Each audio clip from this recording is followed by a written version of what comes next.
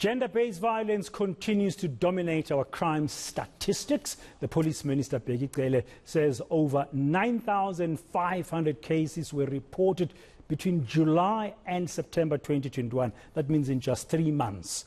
He says liquor and drugs were involved in at least 1,000 of these cases.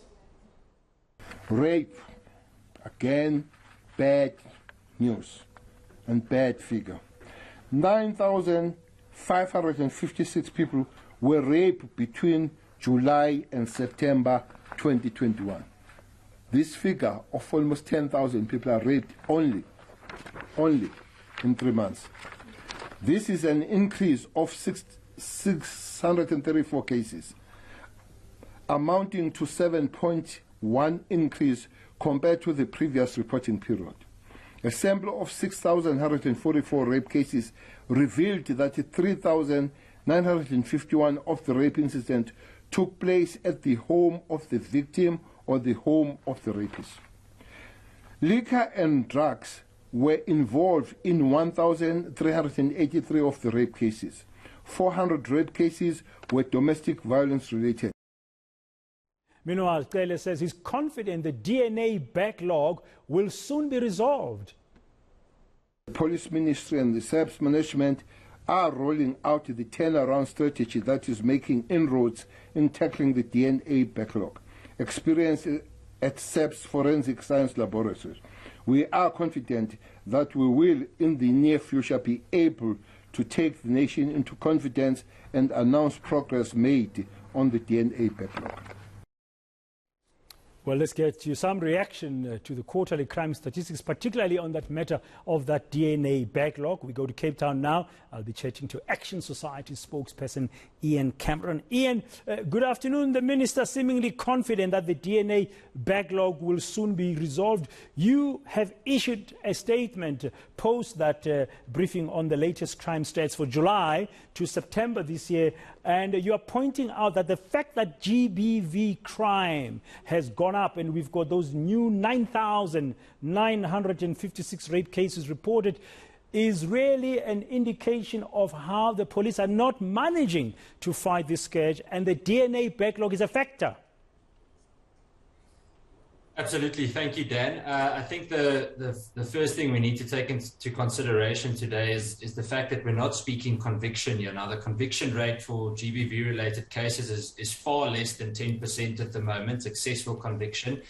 And if we look at the rape statistics, we're speaking of around 250 rapes per day since January 2021 up until September 2021. So serious problem with rape specifically, not even mentioning the other gender-based violence type of cases and obviously other violent crime. Now, what's the concern about the DNA backlog? The minister says, and it's not the first time we've heard this from government, to say the backlog is going to be addressed. We are busy looking into it and sorting things out. Yes, I think Bheki Cele himself has made this promise several times, and according to us from Action Society side and the discussions that we have had with several forensic experts that came out of the police and even ones off the record that are in the police, they just keep on repeating that it is absolutely impossible for the state alone to solve the backlog within the next 12 months. So we're not 100% convinced that he is being completely honest. We, of course, encourage the fact that we need public-private partnerships and that we really need to put in the private sector to try and assist government to resolve the backlog. Every single day that we are behind, whether 95,000 cases or 300,000 cases, means that we are denying justice to people. And again, Dan, the example I always use is the story of little Chantal Makwena. It took almost 2 years to arrest the man that raped and murdered her. And that could have been done had the DNA system worked properly. How big is the backlog currently? How bad is the situation?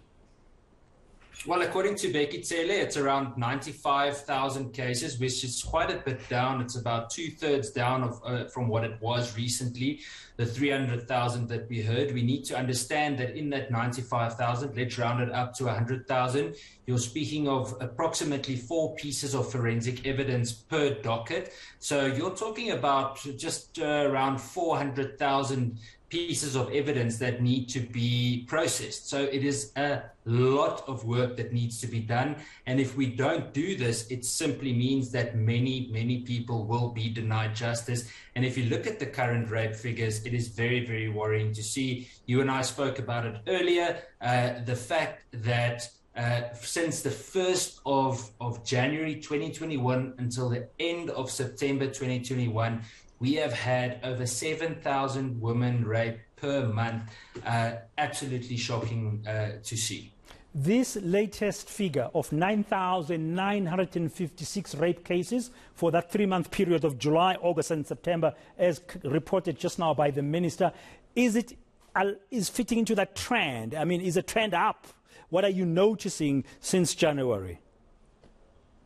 There's a definite increase in all sexual related crimes. I think the big challenge with this, with regards to lockdown, COVID, etc., is that it further worsens people's socioeconomic stand and where they are in their lives, with all the challenges that many people in South Africa are facing. And it obviously means the closer people are to each other, the higher chance of conflict between them. And unfortunately, with the current socioeconomic challenges that South Africa faces, we can expect this to further increase.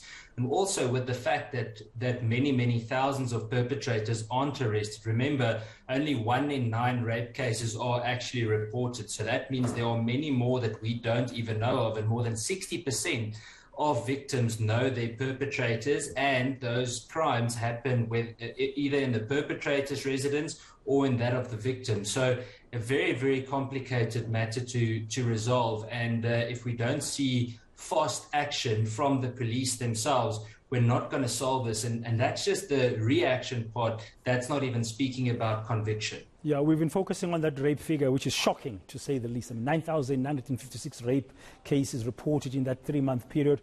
But there's also been nearly 12,000 cases of assault against women in the same period, which even paints a more disturbing picture around about the fight against this pandemic of gender-based violence. You point out in your statement this afternoon as Action Society that this is now a human rights situation. It's a human rights violation. Absolutely. I think if we go look at one specific figure that was mentioned today, and I want to link this to the GBV crisis, and we consider that 3 children are murdered in South Africa every single day for the past 3 months, and we connect that to the amount of rapes and murders of women in South Africa, there's a specific grouping in South African society that is being frequentially more targeted than another grouping, and that is women and children in South Africa. It means that the more defenseless groupings of people in South Africa are falling victim more often to horrific crimes than anyone else in the country, and we are very worried about this. It simply means that the dignity and human rights of those individuals is being withdrawn from them. In fact, their human rights are being denied. Children cannot be safe. They cannot trust that they can walk around in certain areas, play around in their neighborhoods, because they are not safe. I spent the last few days in parts of the Cape Flats, specifically in Lavender Hill, and it's shocking to learn how children there need to learn how to play because they don't know what playing really means. So horrific circumstances that many people in the country live under, and our justice system is completely failing the victims on the ground. It's a disgrace. Thank you very much for your time there this afternoon. Ian Cameron speaking on behalf of Action Society. In reaction, one of the first reactions we're getting for you here on eNCA, DSTV channel 43 this afternoon to the latest crime stats as announced a little earlier by the Police Minister Bheki Cele for the period July to September 2021.